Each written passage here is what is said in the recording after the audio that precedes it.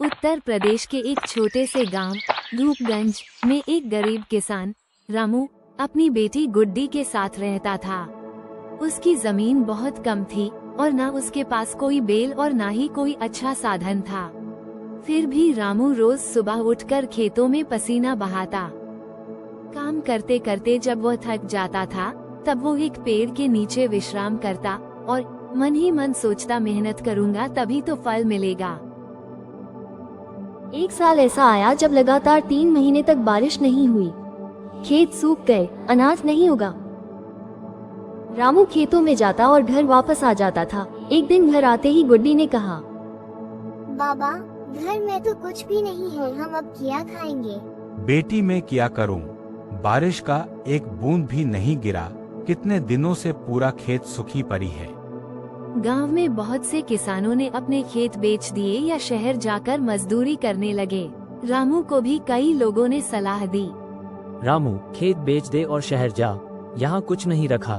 रामू ने कहा, नहीं भाई, मुझे मेरी मिट्टी से बेहद प्यार है।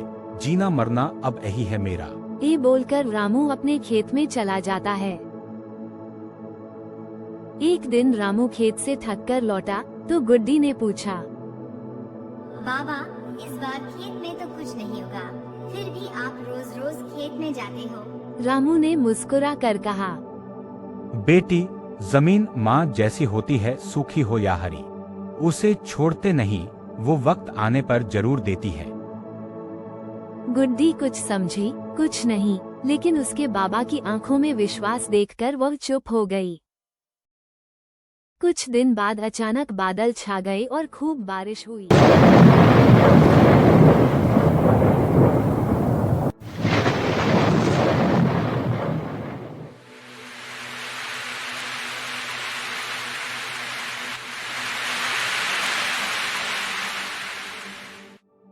खेतों में फिर से जान आ गई। रामू ने फिर से मेहनत शुरू कर दी, अकेले, बिना किसी बैल या मशीन के। गांव वाले हंसते थे रामू को लेकर। ये रामू तो पागल है, अकेले ही पूरा खेत जोत रहा है। लेकिन रामू को किसी की परवाह नहीं था। वो अपना काम करता गया। 3 महीने बाद रामू के खेत में लहराता हुआ गेहूं का फसल तैयार था। सोने जैसी बालियां हवा में झूम रही थी।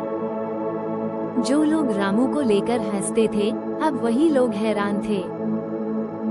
गांव के मुखिया ने रामू से कहा, रामू, तूने कर दिखाया। तेरी मेहनत सच में रंग लाई।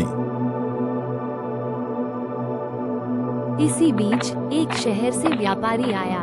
उसने रामू की फसल देखी और बोला,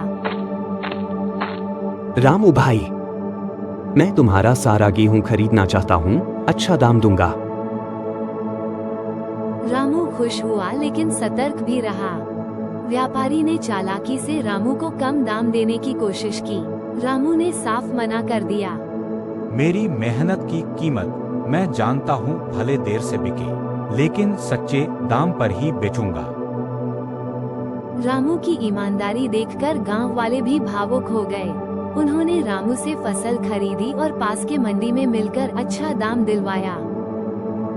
रामू की ईमानदारी, मेहनत और आत्मसम्मान ने सबका दिल जीत लिया। अब रामू के पास बैल भी थे, नया हल भी और गुड्डी को पढ़ाने के लिए पैसे भी थे। रामू अब गांव के युवाओं को सिखाता था कि मेहनत कभी बेकार नहीं जाती। जो मिट्टी से जुड़ा रहता है वो कभी खाली नहीं लौटता। मैं गरीब जरूर हूँ, लेकिन अपनी जमीन और मेहनत से अमीर हूँ। बाबा, आपकी तरह मैं भी कभी हार नहीं मानूंगी। रामू, तूने साबित कर दिया कि असली किसान वही है जो हिम्मत नहीं हारता। रामू और गुड्डी अब खुशी खुशी रहने लगे।